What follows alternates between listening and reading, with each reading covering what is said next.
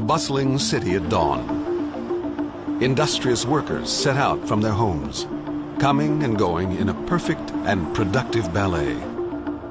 But by evening, the workers vanish. No trace of foul play, no bodies left behind. Mass disappearances like this have recently occurred across the globe. Not of humans, but of millions of honeybees. In a matter of a month and a day, from the time I set the bee down until I came back, they had disappeared. You go up to a beehive that previously was populous, many bees, thousands of bees, and a few days later, almost all the bees are gone. Beekeepers around the world are warning that a crisis is brewing. A phenomenon dubbed colony collapse disorder has mysteriously emptied beehives in at least 35 states. And from Europe to South America, the bees are disappearing. There is something very different here, and we don't know what to do about it, and we don't know what's causing it. So that's why this problem is really concerning.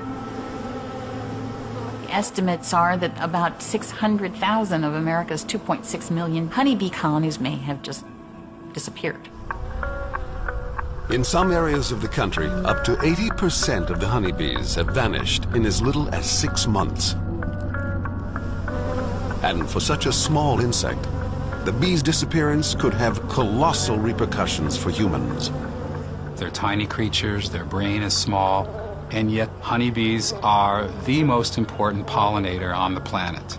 They account for about 1/3 of the food that's produced in America. Honeybees pollinate nearly 100 of our most important crops. Fruits and vegetables, nuts, seeds, even fibers like cotton. In the United States alone, the value of their services exceeds $15 billion. We rely on this one species to do all this pollination, and they're in trouble. Unless we only want to eat corn, wheat, and rice, we need bees. Without bees, life as we know it, I don't think will exist. The vanishing bees have spurred the launch of a global investigation, with beekeepers and scientists racing against time to answer the question, why are the bees disappearing?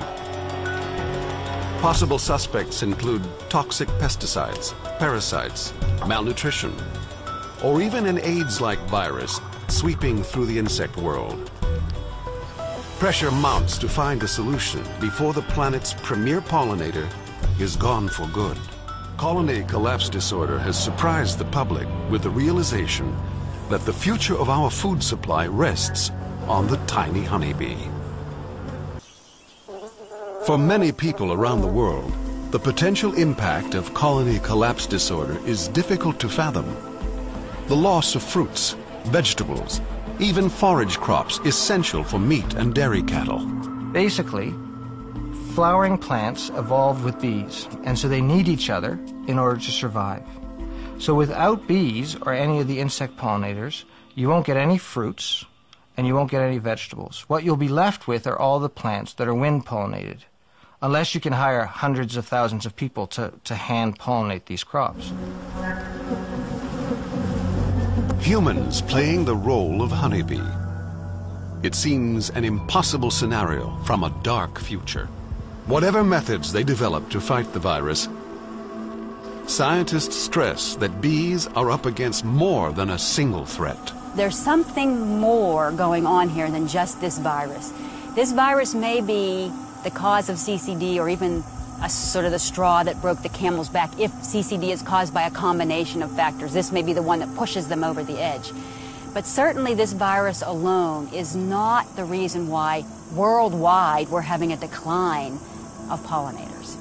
Honeybees still have problems. If we find a cure for whatever the virus is, it doesn't necessarily mean that the honeybee populations will recover. They still have many other stresses to deal with.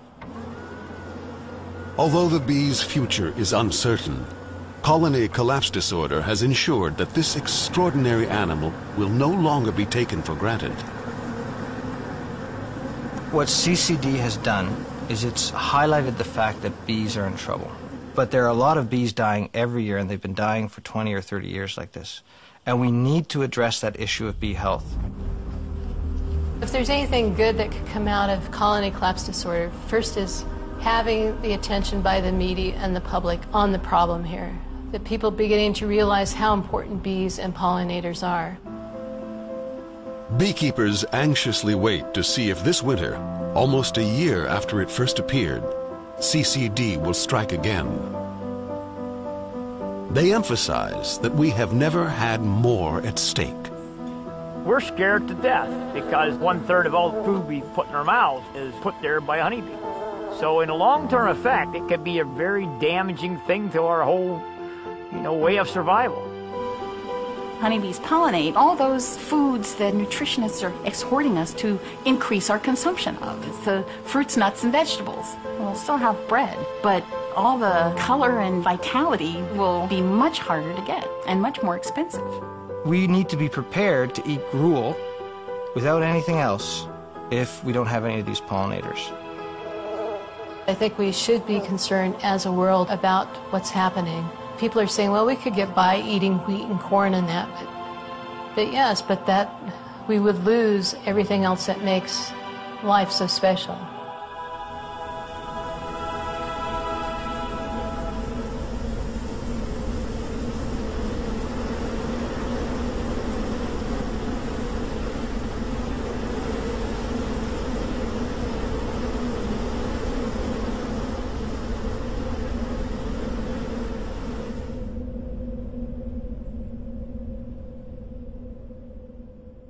Are you ready? Do you have what it takes to not only survive hard times, but also thrive in them? In times like these, the most valuable currency we have is food and food reserves. It is more precious than gold, oil, and cash. Food is our greatest dependency, because when you're hungry, nothing else matters. You know it, and I know it. You can't control earthquakes, floods, or the real estate meltdown. But if you have food, you have personal solutions to how these things affect you. Register right here, right now, and order your 6 free meals so you can truly discover what the currency of the future and your freedom taste like.